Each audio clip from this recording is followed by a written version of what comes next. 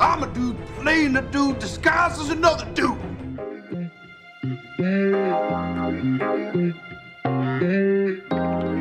Hello collectors, and welcome to the Discount Action Figure Dude, and today we are building a diorama.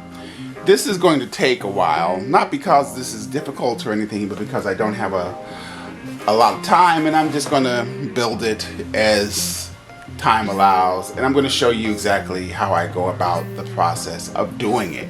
So I've already kind of started, so whenever I build a diorama, I always start with a cardboard box, just a basic cardboard box.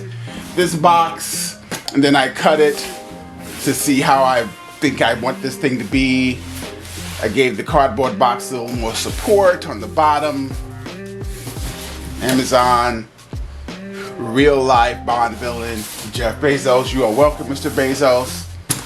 So, and this is going to be, like I said before, a street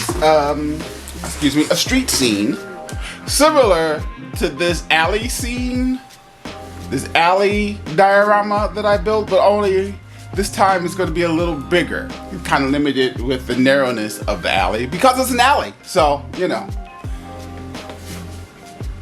but I'm pleased with this. One good thing about building dioramas, I have a couple of extreme sets, which are extremely nice, and they aren't expensive. But the good thing about building your own is that it is unique to you. There probably isn't going to be another one like the one you built, and you know that's worth saying something. So this is going to be a street scene. First thing we have our cardboard box here, and we have laid down just a piece of beat up construction paper which is going to be the pavement. And then all of these frayed edges we'll probably paint black just to conceal them. The next step is to have a brick wall. And for this we are going to use some foam board. Okay, so for foam board, I got this foam board at Hobby Lobby. It costs $1.99. For a little cheaper, you can get some foam board at the Dollar Tree. I got this at the Dollar Tree. This has been in my trunk. I apologize for the condition, and this is not to say this is what all Dollar Tree foam boards look like. No, this has just been in my trunk, getting beat up all the time. But the difference between this $1.25 foam board and this $1.99 foam board is foam board at the Dollar Tree, once you paint it, it tends to warp in. Now the quick solution to that is to paint the other side and then it'll warp back straight. I was going to use this as my street pavement, but I didn't know where the hell it was. It was in my trunk under a bunch of stuff. My trunk of my car under a bunch of stuff. But with a piece of foam board like this, it's not going to warp. It's pretty solid. It's rock solid. And now we're just going to cut the foam board to be on our back wall. And then we're going to cut some bricks into that.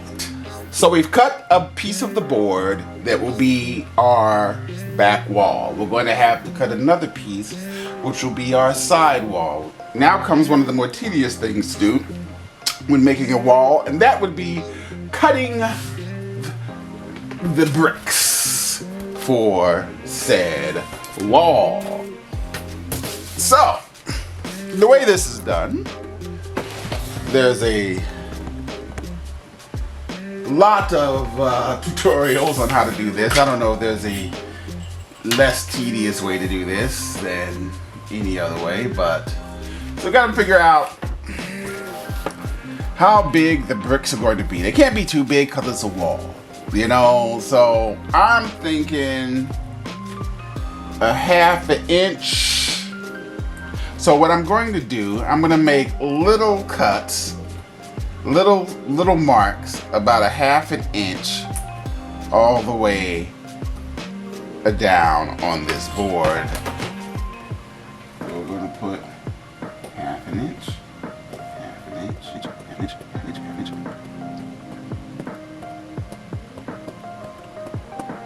You need to be fairly precise when you do this, otherwise your bricks are going to be crooked looking.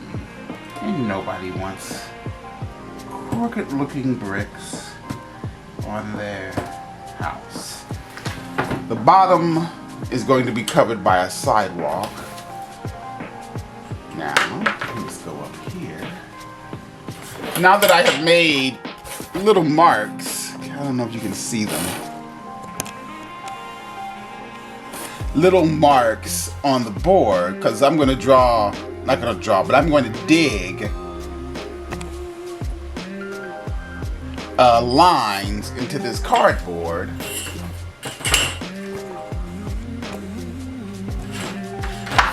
Along the lines, deep lines, into this cardboard. Along the lines that I've made, because when I paint these bricks some kind of red, this is where we're going to go. We want to go as deep as we can.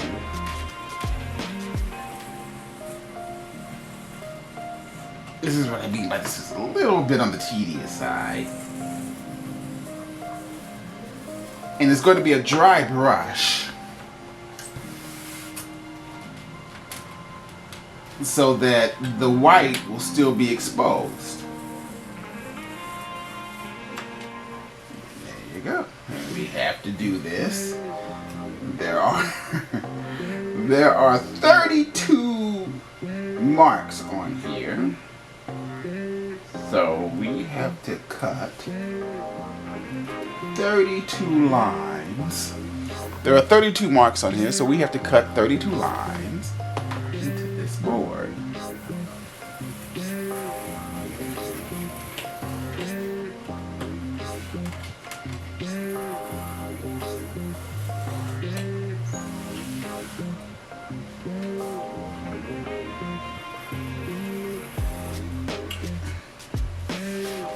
This is why I say this is going to take a while. So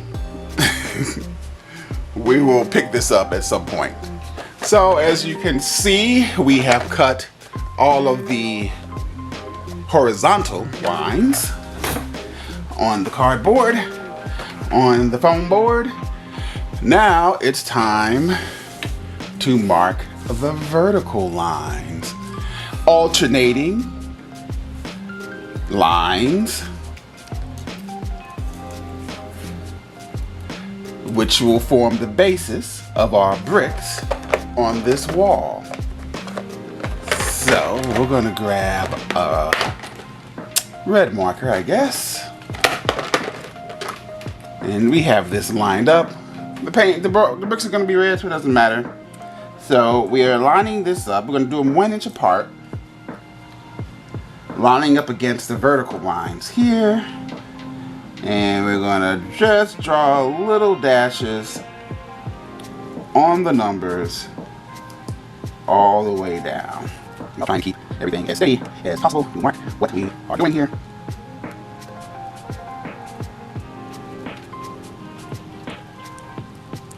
Alrighty. And now we're going to do the same thing on the next line.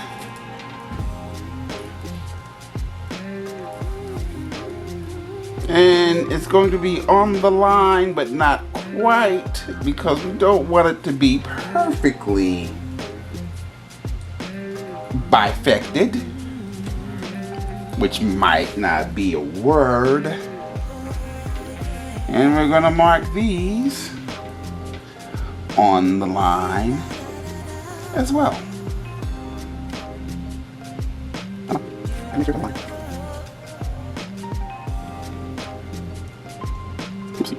That one should be done. Keep going on the number. On the number. Now I'm not going to do this all the way up. I'm just going to go on the top and the bottom. Alrighty. And then, if we were to alternate, because each line gets this, so we'll go up, boop. Probably doesn't really matter. It really doesn't, actually. That's about even, I'd say. If You want to be really precise about it, which I don't think is necessary. Almost 1.5 centimeters up there. Almost 1.5 centimeters down there. Pretty accurate. Okay, cool. So we'll start with this one down here. And then move down to this one.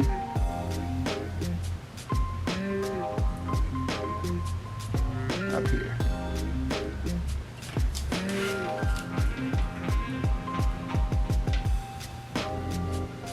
All right. Which means we're going to turn this upside down.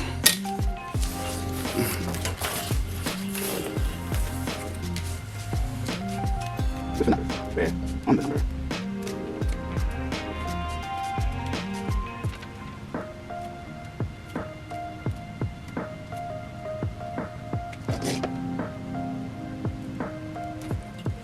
And then move down to this one.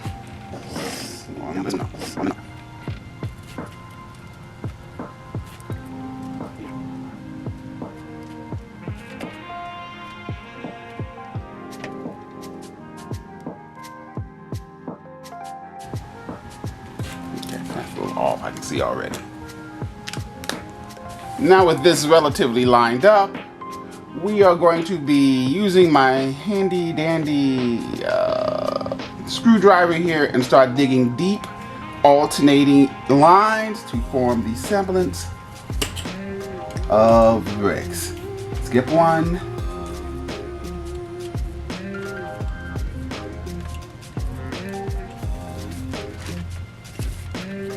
Go deeper. Kind of important that it goes pretty deep.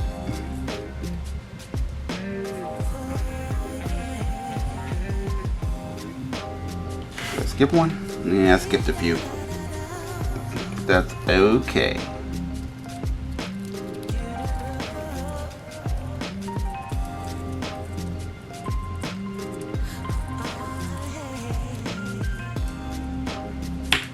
That's the way it should have gone. And then you do the alternate bricks right here. And you do this all the way down. Again, it is tedious, but I think you get the idea. I'll show you what it looks like when we're done. Okay, so this is done, and it took a while, a couple of weeks to carve all of these lines in here. We could have done it in an hour or two, but it's tedious.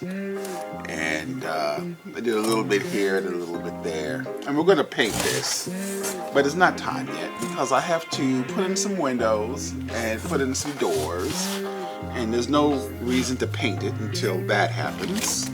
Also, I am working on the back wall, which is over here, so I have to do this one too.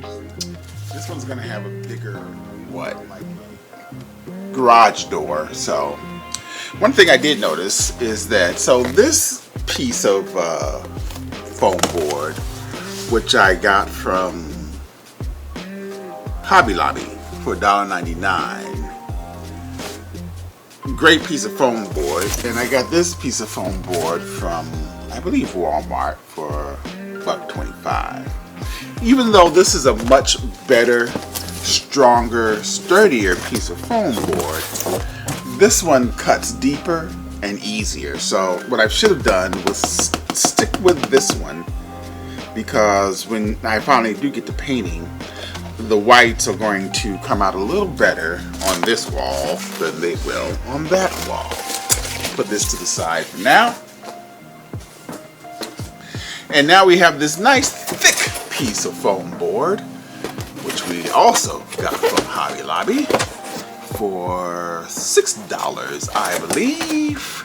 And that is going to be our sidewalk. So we just need to cut that. Question is, how big should the sidewalk be? So we have these two figures here. a Wolverine who's probably 5'5", and we have a She-Hulk who is a 7-footer. I'm thinking a sidewalk, and we're gonna need these when we measure, because when we put the wall, there's also going to be a ledge, and we want to make sure the ledge is high enough so that Spider-Man and whoever, a Daredevil, can hang on it, but not low enough, too low, where it's going to bother a taller figure like the She-Hulk or a Diamond Select type figure. So I'm thinking we're going to cut this sidewalk piece to be 4 inches. A 4-inch, it'll come out 4 inches. It's already pretty high, which is nice. I could have used the thinner board to make a sidewalk, but I was thinking that this thicker board, which stands what? About a whole centimeter, sorry, would make a much better sidewalk. So let's say we go ahead and trim this sidewalk. Okay, so now that we have cut a nice piece of what will be the sidewalk on our street scene, thinking I'm going to put a little bevel on here. Yeah, we'll do this side. Yeah, we'll do this side. Put a little bevel on here, and then we're going to also put some grooves in here to give the illusion that each is a piece. And then maybe put a yellow strip on here, as sometimes we see in city streets. Alrighty, so we have our sidewalk here. We've cut a bit of a bezel. I think I broke this one when I cut a little too deep, but that's okay because it's all going to be glued down anyway. So we cut a bit of a bezel in there, and then painted some yellow, what do you want to call that, caution on the sidewalk. And now we're going to paint the sidewalk concrete. But we're going to try to protect the yellow a little bit if we can. Is this long enough? While exposing a little bit of the yellow so there won't be a white gap there.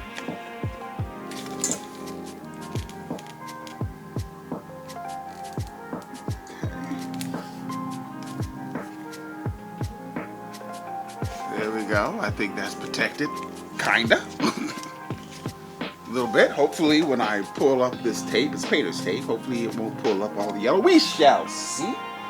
Alright. The good thing is I'm also going to be using some Mod Podge.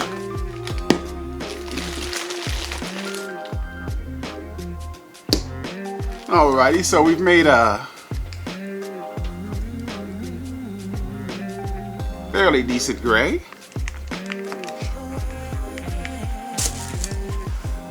And we want to add a little bit of texture to our sidewalk. And for that, okay, alright. Don't you hate it when you pull things out and you put them someplace so you know where it is and you don't know where the hell you put it so you know where it is? To add a little texture to this sucker. But only a little bit, because we don't want it to be too heavy, because the coffee will change the color of our gray. And then you add in a little Mod Podge, which will make the color, which will make the little texture much more solid. Of course, that's white too. That's going to affect the color. We'll take a peek once we get to stirring and see what we got here. Not too bad, not too bad, not too bad. Go ahead and layer this sucker on there. Grab my little paintbrush. All right. Let's get it started. And I already don't like this brush.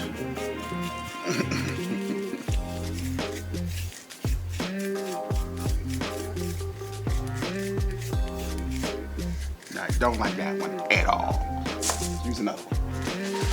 Alrighty, a quick update. I've done some things since I last stopped the video. I finished painting my sidewalk, put a yellow warning barrier on there. I finished carving all of the lines for both walls, even though I'm going to be cutting some holes in the walls pretty soon, especially this one. Probably did a lot of work on this one that I didn't know what to do, and it turned out pretty good, right? So it's about time to paint that. I picked up some windows and a door, which I got, and I stained them. This is what it looked like originally. I got these from Temu. I used some wood stain here to take care of that. I think the doors cost like $4 a piece and the windows cost $2. Temu, you know, for all of your miniature needs, Temu takes care of you. Also, this has nothing to do with this one, but I also got this cool little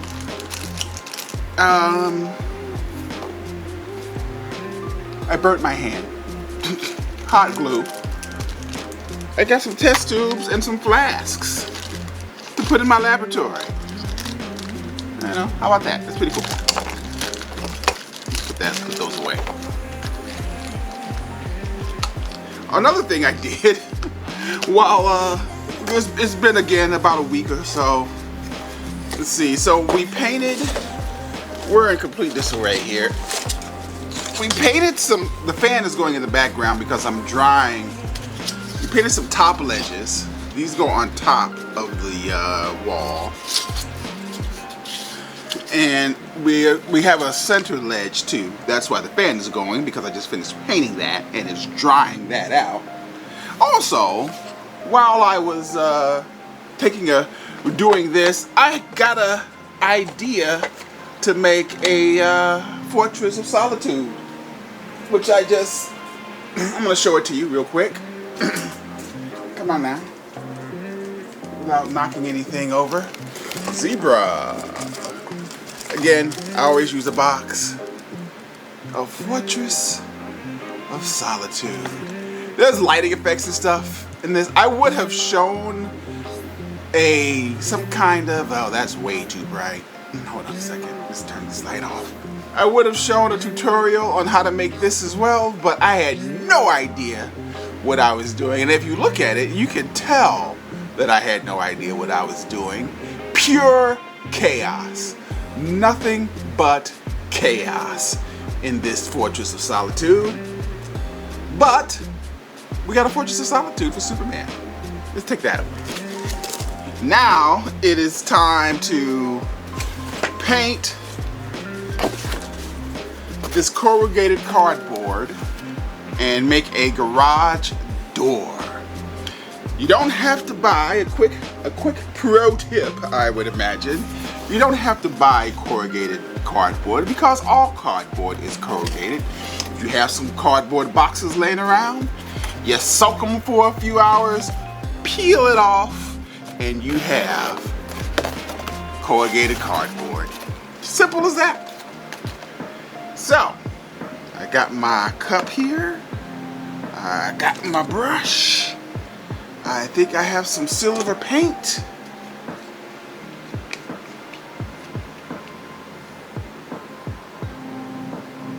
This is gonna be quick and dirty. Hopefully I don't have to do this more than once.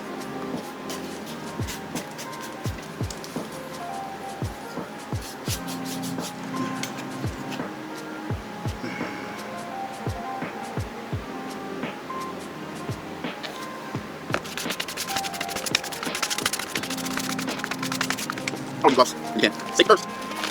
Safety first, my friends.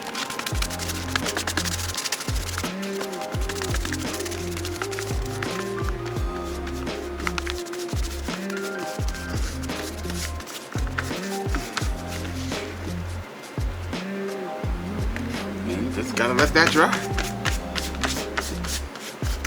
So I cut an outline of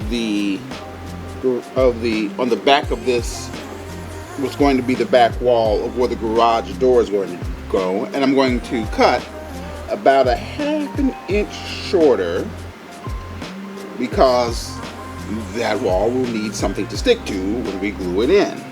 So let's go with that.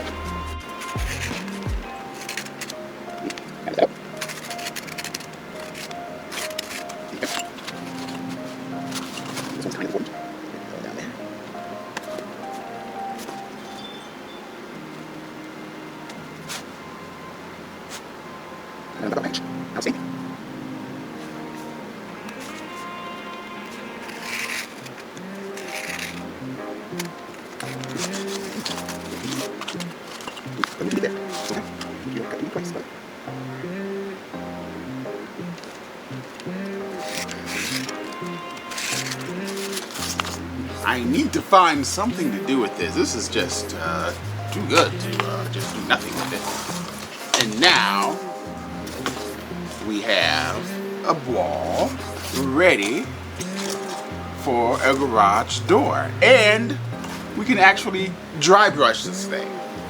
The key, we're about to paint this. And, oh gosh, I should get my brush. You want the brush to be, it's going to be, I think we're going to use a mixture of red with a touch of black for a little accent.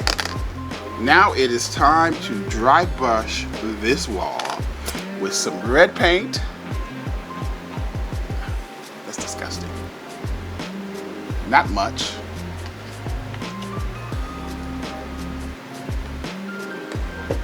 A little Mod Podge to stiffen up the wall a little bit. And just a drop of black paint. Come on.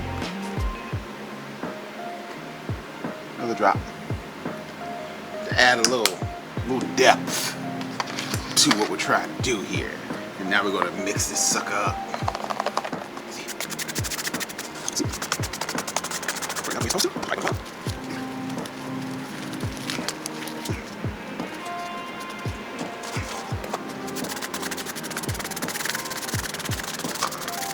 Yeah, it's going out pretty good now.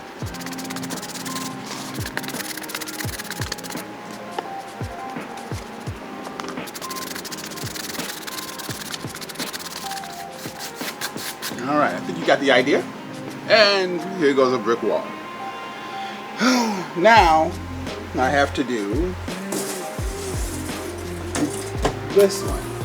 Now, admittedly, I should probably cut out the holes in this one, but I already have the paint already mixed.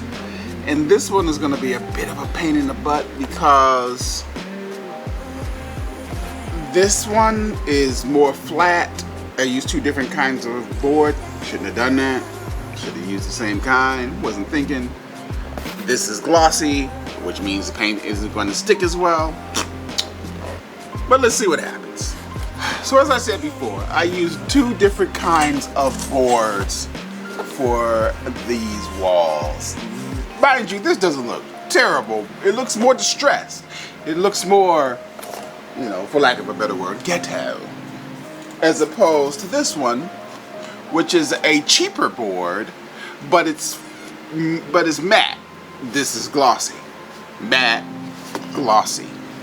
And they'll still match, I guess. It's not, it's a backdrop for various scenes. But now, time to move on to the next part. I actually meant to record this, but we glued the cardboard here and here with the hot gun. Got some more hot glue on my hand. Please be careful. Don't burn yourself like I just did. Here and here and here. And now we have a garage door. And we also have a, oh, I should also mention, what the hell did I do with it? Goodness. I also made, in the meantime, a park bench with popsicle sticks and some foam and a little bit of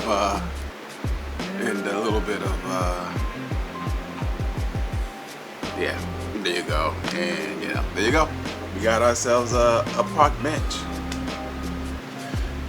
Again, it's not the it's not the best looking park bench. A little bit of stain on some popsicle sticks.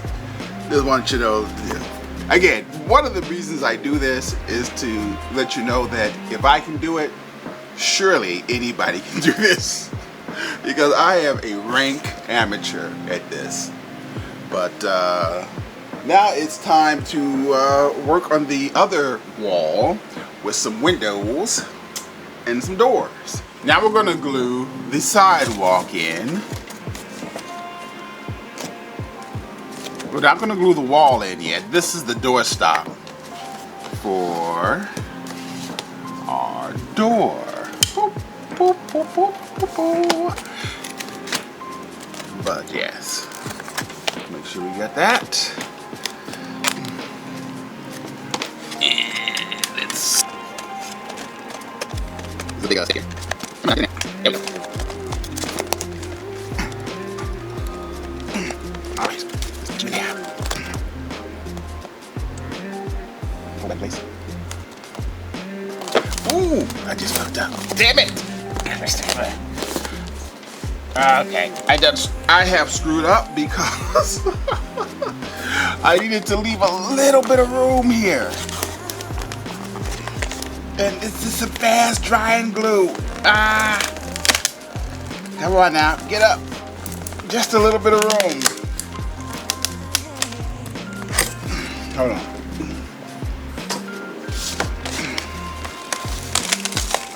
It's a good thing that I didn't need that. See, what I needed to leave some room on both sides, which I did not do, like an idiot. Also for this wall.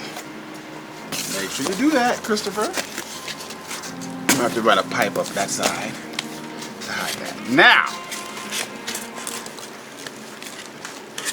Now we're ready to glue. Jesus. Not bad. Look at that. Another stick.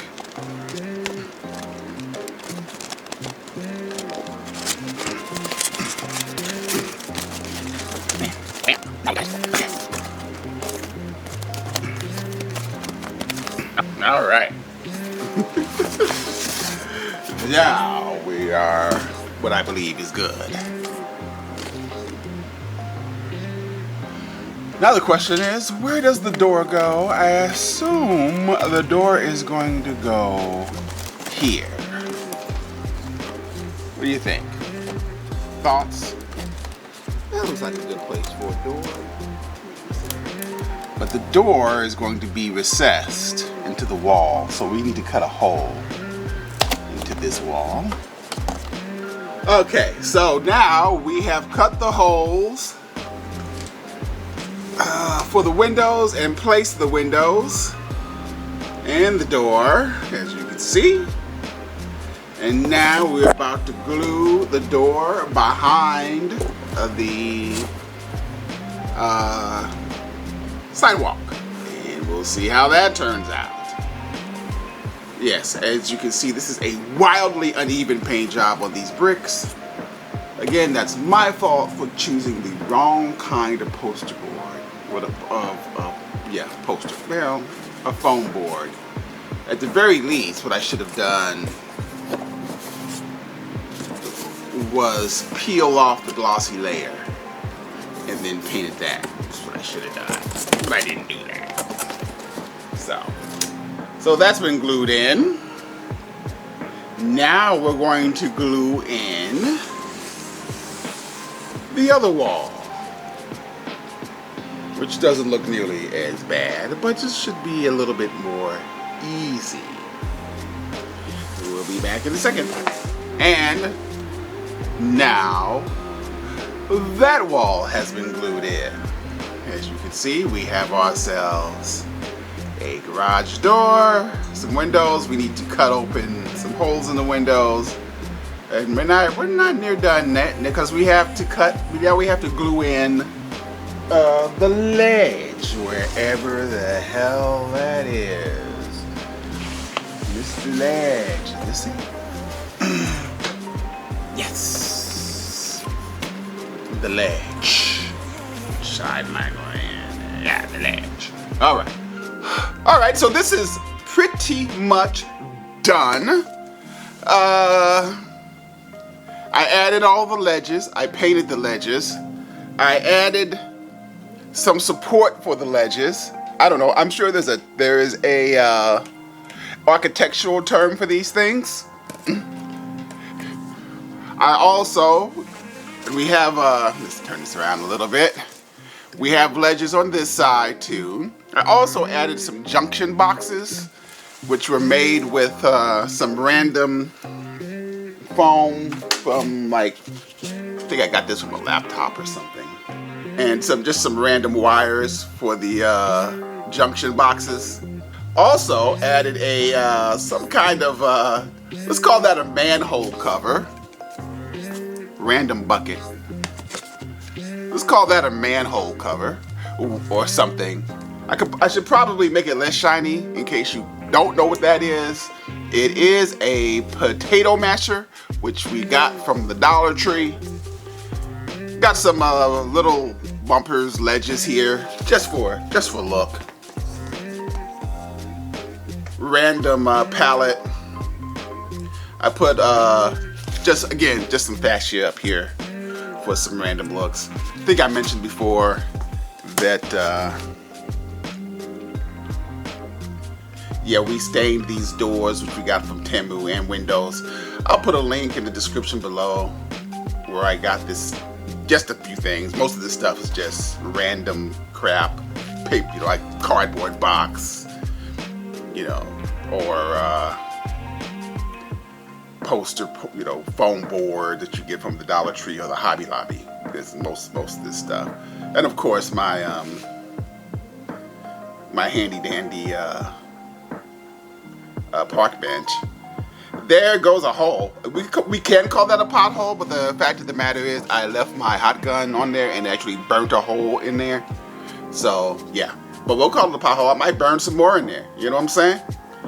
Also, we should probably take a few pictures of, shots of what characters. On the back side, which believe me is nothing impressive, but I just wanted to show. So instead of, we needed some support for the top ledges. Since it's not being seen, it didn't need to have any aesthetic beauty, unlike the front supports for the triangles there. And I put these here just in case you have a character who wants to be looking through the window and he needs some place, or she needs some place to sit, But for scale purposes, we're gonna just stick a few characters in here, stick a few guys around here, just to see. There goes Bishop, a slightly larger 6-inch figure. As a matter of fact, he's a fairly large 6-inch Marvel he's a fairly large 6-inch Marvel Legend, because She-Hulk here is a 7-inch Marvel Legend. Now, anything taller than Wolverine, who is a little shorter than 6 inches, even with his hat, is not going to fit through that door. NECA Christopher Reeve, who is a pretty standard 6-inch figure. Pretty standard size 6-inch figure. A Marvel Select Human Torch, who is a very tall 7-inch figure, who is gigantic. I think he's like almost 10 inches tall.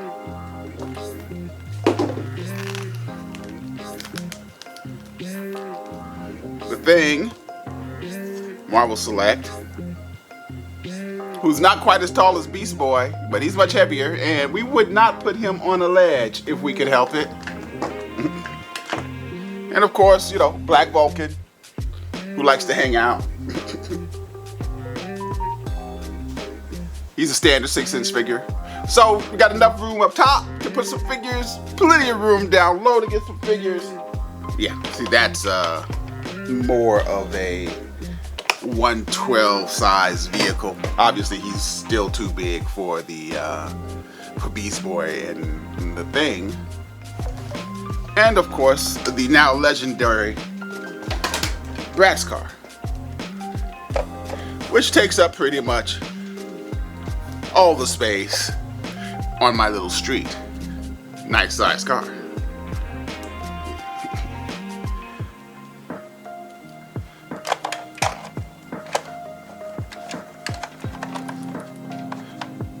A Superman can fit in there. What about you, She-Hulk? Can you fit in there? With ease. So now you got Superman, Superman and She-Hulk, and not a couple, no doubt. Cruising on a cruising on the city street. So that is, I hope this was helpful on how you can make your own little city street diorama. Stick some figures in. This will be showing up on some of my future videos. And thanks for watching.